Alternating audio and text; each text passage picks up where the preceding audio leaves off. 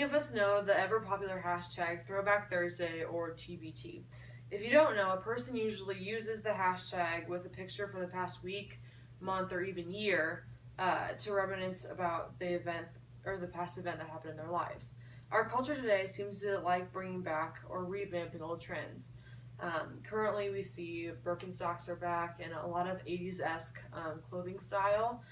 Um, and we also see a couple of cultural trends, such as Hamilton the musical, which is kind of like revamping the whole musical scene as a hip hop historical remix of Alexander Hamilton's life.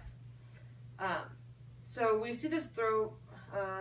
Most recently, it's Pokemon. The new big iPhone slash Android game is called Pokemon Go. Now, this game was just released at the beginning of the month, so don't feel too out of the loop if you've never heard of it. This game is huge for three reasons. It is a huge first step in the renovation of the video game world. Second, Nintendo itself is booming because of it. And third, it gives us a glimpse of how technology will be used in the future. Typically, when you think of playing video games, an image of a dark basement containing a comfy chair occupied by a hunched over teenager with a side table with like chips or a drink, and then he's just playing Call of Duty. And then what really upset parents about this whenever video games first started really becoming popular was that video games kind of encourage a sedentary lifestyle. So according to an article called Obesity in the US, or in US Children from Lack of Exercise, published on livestrong.com, from 1980 to 2008, rates of obesity in the U.S. increased from 6.5% to 19% in children ages 6 to 11. You may be thinking, well, I don't really see kids playing playing on video game systems such as like the GameCube very often anymore. They're usually more mobile. Well, you have a point.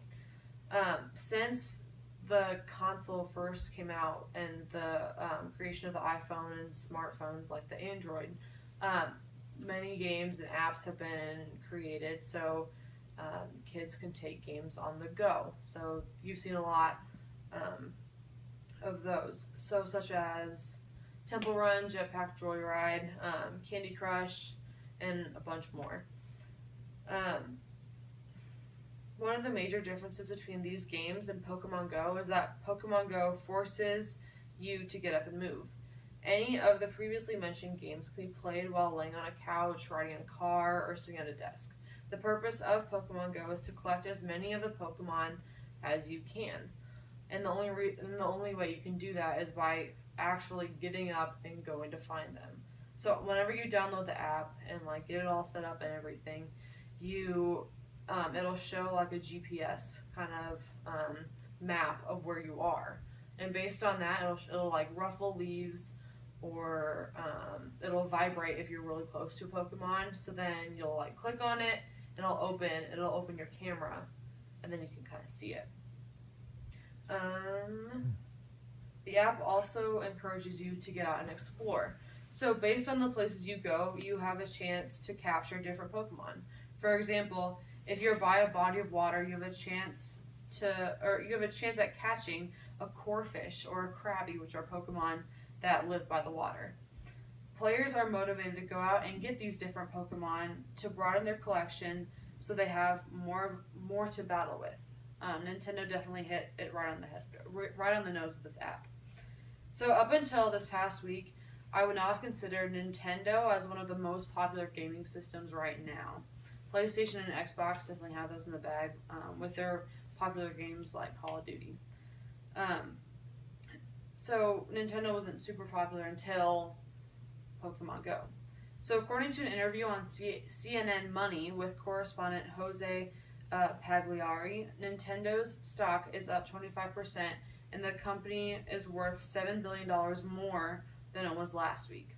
Why? Because they have finally achieved what they've been trying to for a while. They first released the activity-encouraging game system, the Nintendo Wii, that has a motion sensor for a remote to require more movement than a typical video game system would. So they came out with games.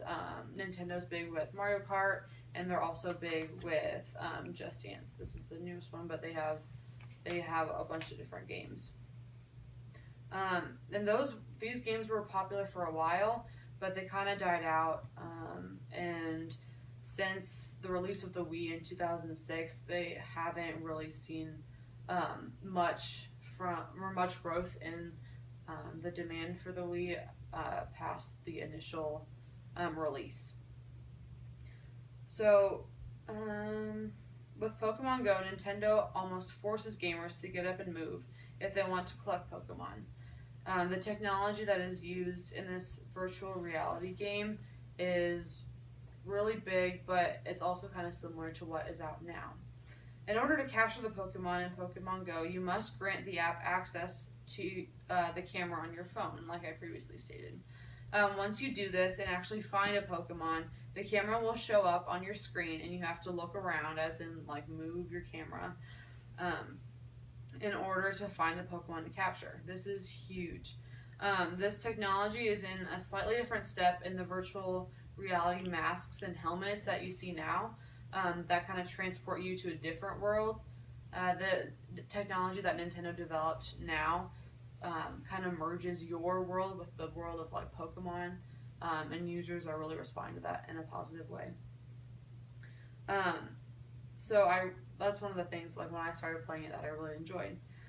Some of you may be thinking, big whoop, you can capture Pokemon in your house or at the park, but one, I don't care about Pokemon, and two, it doesn't really apply to me.